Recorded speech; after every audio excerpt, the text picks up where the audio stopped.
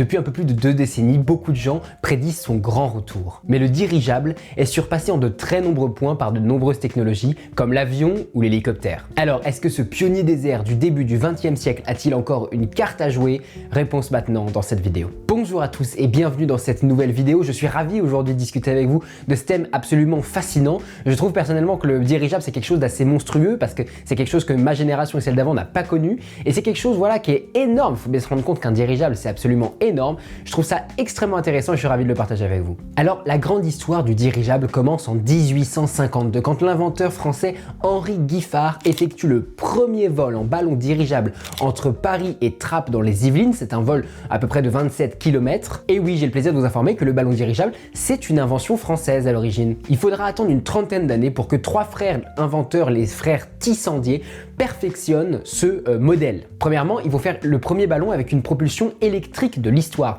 parce que 30 ans avant, l'inventeur Giffard avait utilisé une propulsion thermique. Ces 3 frères vont aussi faire de nombreux tests, mais qui vont rester au stade de tests scientifiques pour avoir un ballon sous forme rigide et non pas souple comme justement l'avait fait Henri Giffard. Ils vont aussi utiliser leur ballon pour faire progresser la science, notamment en termes de météo et d'astronomie, parce que leur ballon permet d'accéder à des zones en hauteur, notamment en montagne, qui n'ont pas encore été explorées et qui ont beaucoup de potentiel scientifique en fait. Et puis ils vont aussi façonner l'image du dirigeable dans l'opinion publique et non pas que dans l'opinion scientifique grâce à leurs très nombreux écrits. Et le ballon dirigeable va passer à ce moment-là tout simplement du concept scientifique, d'une invention parmi les autres, à le transport du futur. Les gens vont percevoir ça comme le moyen de transport que 30 ans plus tard tout le monde va utiliser. Mais il faut attendre le début du XXe siècle pour que commence vraiment l'âge d'or du ballon dirigeable. Parce qu'au début du XXe siècle, en 1900, l'inventeur allemand Ferdinand von Zeppelin va construire, lui, finalement complètement construire, un premier ballon complètement rigide. Et ça va changer la donne, à tel point que ce ballon va être un tel succès commercial qu'en 1928, on évaluera le nombre de kilomètres parcourus à plus d'1,6 million de kilomètres parcourus par ce Zeppelin allemand. Et ça correspond notamment à un peu moins de 600 allers-retours transatlantiques, ce qui est absolument énorme. Mais comme toute invention qui a l'air de révolutionner son temps, l'armée a une fâcheuse tendance à s'en mêler. Et ça ne va pas louper parce que la première moitié du XXe siècle, comme vous le savez peut-être, a été pas mal marquée par certaines grandes guerres, et notamment pendant la Première Guerre mondiale, le Zeppelin allemand va être extrêmement utilisé par les Allemands pour notamment des bombardements et notamment sur les raids de la ville de Londres. Les Zeppelins allemands vont aller bombarder en masse la ville de Londres. Pendant la Deuxième Guerre mondiale, le Zeppelin est beaucoup moins utilisé, en tout cas en Europe, mais il reste utilisé par les Américains pour notamment de la traque anti-sous-marine. Il faut dire que le ballon dirigeable possède un avantage de taille. Il peut voler pendant plusieurs jours en termes d'autonomie, c'est révolutionnaire, alors qu'un avion qui à ce moment-là était déjà développé ne peut pas voler plus de plusieurs heures. Et surtout, le ballon dirigeable peut faire du stationnaire ou semi-stationnaire. Il peut rester autour d'une zone pour la surveiller autour de la surface de la mer. Mais dans les années 30-40, l'aviation se développe beaucoup trop et remplace complètement le ballon dirigeable. Progressivement, les avions vont complètement révolutionner le monde de l'aéronautique et vont complètement remplacer le ballon dirigeable pour tous ses usages, que ce soit le transport de passagers, le transport de fret ou même les usages militaires que l'on connaît encore aujourd'hui. Mais alors le vrai point final de l'aventure du dirigeable, la fin de cet âge d'or, il se situe le 6 mai 1937. Parce que le 6 mai 1937, dans le ciel du New Jersey, il va se produire la plus grande catastrophe avec un dirigeable aujourd'hui de l'histoire, puisque 36 personnes vont perdre la vie lors de la tentative d'amarrage d'un Zeppelin Hindenburg à une station d'amarrage. Et une petite étincelle électrique va faire prendre feu justement au véhicule qui, par le gaz qui était à l'époque contenu dans le ballon, qui était de l'hydrogène, un gaz hautement inflammable, va faire prendre des proportions énormes à cet accident. Et justement, on va avoir 35 personnes parmi les 90 présents à bord ce jour-là qui vont décéder sur le coup et une personne au sol qui également perdra la vie. Donc cet accident, clairement, il marque la fin de l'époque du dirigeable, notamment parce qu'il est extrêmement médiatisé et que les gens qui le voyaient comme le transport du futur, la révolution sécuritaire, ils perdent en un instant cette image qu'il avait de futuriste. Il passe directement au rang du transport du passé et en plus les progrès de l'aviation lui font de l'ombre énormément. C'est la fin de l'âge d'or du dirigeable. Il restera néanmoins une icône du début du XXe siècle, une icône du futur, une icône de la science et de la technologie. Il sera encore utilisé pendant plusieurs années, jusqu'à officiellement encore maintenant, par l'entreprise américaine Goodyear, une entreprise de pneus qui fait de la publicité en fait dans les airs avec un ballon dirigeable qui est beaucoup plus petit. Et puis l'armée américaine officiellement continuera d'utiliser des modèles de ballons dirigeables jusque dans les années 60 pour de la surveillance côtière notamment. Mais alors comment est-ce que ça fonctionne concrètement un ballon dirigeable? Eh bien je vous conseille de regarder le film Là-haut si vous n'avez jamais encore vu. C'est le même principe parce que dans ce film à la fin le vieux monsieur, le personnage, va faire décoller sa maison avec des ballons à l'hélium accrochés à la cheminée. Bah là c'est le même principe. Il y a un ballon qui contient un gaz, à l'époque c'était de l'hydrogène notamment, qui va justement grâce à sa portance faire décoller une masse, en l'occurrence la nacelle. Alors à l'époque on retrouvait majoritairement de l'hydrogène dans le ballon des ballons dirigeables. Maintenant on a majoritairement de l'hélium. Les prototypes qu'on construit aujourd'hui par certaines sociétés, les rares ballons dirigeables qui existent encore fonctionnent quasiment tous à l'hélium. C'est un gaz qui est beaucoup plus rare, beaucoup plus cher, mais qui a l'avantage d'être complètement ininflammable. Donc en termes de sécurité c'est beaucoup mieux. On estime qu'il faut à peu près 1 mètre cube d'hélium pour soulever 1 kg. Donc dans le cas de l'Airlander 10 qui est un gros dirigeable, le plus gros dirigeable du monde développé dans les années 2010 par une société britannique, il faut à peu près 38 tonnes de gaz. On a aussi 3 grandes écoles quant à la fabrication du ballon. Tout à l'heure, je vous parlais de ballons rigides, de ballons souples. En réalité, nous en avons 3 principaux. On a le ballon qui sera complètement souple, ça sera le ballon blimp. On a aussi celui historique, le Zeppelin, qui a parfois même donné son nom par abus de langage au ballon dirigeable, qui est complètement rigide. C'est typiquement le ballon dirigeable du début du XXe siècle, celui qui a eu un accident justement dans le New Jersey. La coque du ballon est complètement solide. Et puis aujourd'hui, on trouve de nouvelles formes de ballons dirigeables, notamment appelés Airlander, qui vont faire un espèce d'alliage entre ces différents matériaux, qui vont donc produire en fait un ballon semi-souple, semi-rigide. Et donc à l'inverse d'un avion qui a besoin de prendre de la vitesse pour pouvoir utiliser l'air et augmenter la portance pour pouvoir décoller, là c'est l'inverse. En fait le gaz va physiquement soulever la matière et il ne restera plus qu'au moteur dont je vous parlais tout à l'heure, parfois thermique, parfois électrique, pour pouvoir juste diriger en fait ce dirigeable et donner la direction globale et le faire avancer. Mais du coup les moteurs sont parfaitement allégés en fait de la mission de soulever la matière. Dans ces ballons dirigeables on retrouve également des ballasts qui vont venir avec soit de l'air, soit des sacs d'eau, pouvoir faire ajuster l'altitude, le poids concrètement du véhicule et donc par définition l'altitude de ce véhicule. C'est le même principe d'ailleurs que dans les sous-marins. Et puis, vous le remarquez effectivement sur ces photos, on retrouve une énorme gouverne qui va venir justement apporter la direction globale et de la stabilité à cet engin. Pour avoir quelques chiffres et bien se rendre compte à quoi ressemble et qu'est-ce que ça fait un ballon dirigeable.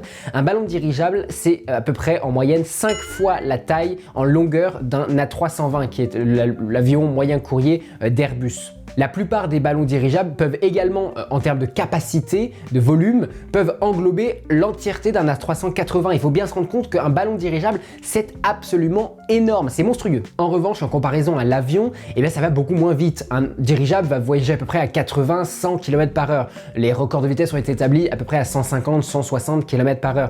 Alors qu'un avion aujourd'hui, c'est à peu près 8 à 9 fois supérieur. Et pour un hélicoptère, ça voyage à peu près 200 et 300 km/h. Donc les deux autres moyens d'aviation aujourd'hui sont beaucoup plus rapides que le ballon dirigeable. Mais j'en parlais tout à l'heure, la vraie révolution du dirigeable, c'est son autonomie. Puisque l'avion a besoin continuellement de se maintenir à haute vitesse pour pouvoir continuer à voler, c'est pareil pour l'hélicoptère, eh bien le dirigeable n'a pas cette problématique et donc va consommer nettement moins et donc va permettre justement d'avoir une meilleure autonomie. On parle d'une autonomie de plusieurs jours, parfois jusqu'à 4-5 jours pour certains modèles historiques de dirigeables. Et puis enfin, on doit noter également que le dirigeable ne nécessite aucune infrastructure au sol, puisque l'avion a besoin d'une piste pour décoller et atterrir, l'hélicoptère a besoin d'une surface plate qui se rapproche d'un héliport, le ballon dirigeable n'a besoin d'absolument rien. Et c'est un avantage de taille, on va en rediscuter plus tard. On a aussi un gros avantage du ballon dirigeable en termes de capacité de charge. L'Airlander 10 dont je vous parle depuis tout à l'heure peut embarquer jusqu'à 10 tonnes de matériel. Le LMH1 de Lockheed Martin peut embarquer jusqu'à 20 tonnes de matériel, de fret. Et on a aujourd'hui des projets qui développent justement des dirigeables pouvant embarquer jusqu'à 500 tonnes de fret. C'est notamment le cas du projet britannique Varialift qui devrait voir le jour dans les prochaines années. Ce ballon dirigeable, il n'a pas besoin d'infrastructure, il peut accéder à des zones isolées.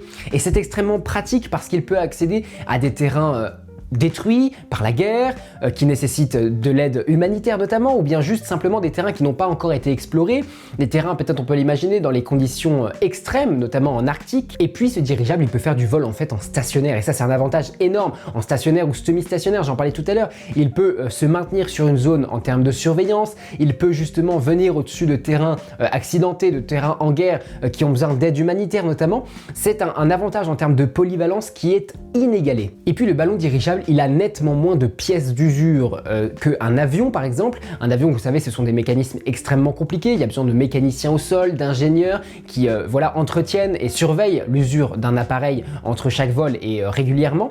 Et bien là, c'est différent parce qu'il y a beaucoup moins de pièces dites pièces d'usure qu'il faut changer régulièrement, donc il y a un coût économique important, mais le tableau est un petit peu trop beau. Maintenant, il faut parler un petit peu des limites qu'il y a à sa mise en développement. Le dirigeable doit faire face à de nombreux défis si jamais demain il y avait un dirigeable qui pouvait faire des liaisons commerciales. Et la principale chose, je vais pas vous mentir, c'est en termes de sécurité. Le gaz tout d'abord contenu dans ce ballon dirigeable, autrefois de l'hydrogène, aujourd'hui de l'hélium. Et bien l'hélium, même s'il est ininflammable, il a un gros problème, c'est qu'il est parfois sujet à des fuites. Et ça, c'est assez embêtant, notamment parce que si jamais il y a une fuite en vol, on perd du gaz et donc on perd de la portance, on perd de l'altitude, on s'écrase. C'est pas pratique. Le ballon dirigeable, il est également extrêmement sensible aux conditions météo, que ce soit des rafales de vent, des tempêtes, de la pluie, n'importe quoi qui va venir un petit peu aggraver les conditions de vol, va venir en fait être un élément vraiment dangereux en termes de conditions de vol pour un dirigeable. Après, ça dépend évidemment du modèle, alors qu'un avion voyage à très haute vitesse, donc finalement rien ne peut en termes météo altérer vraiment les conditions de vol d'un avion.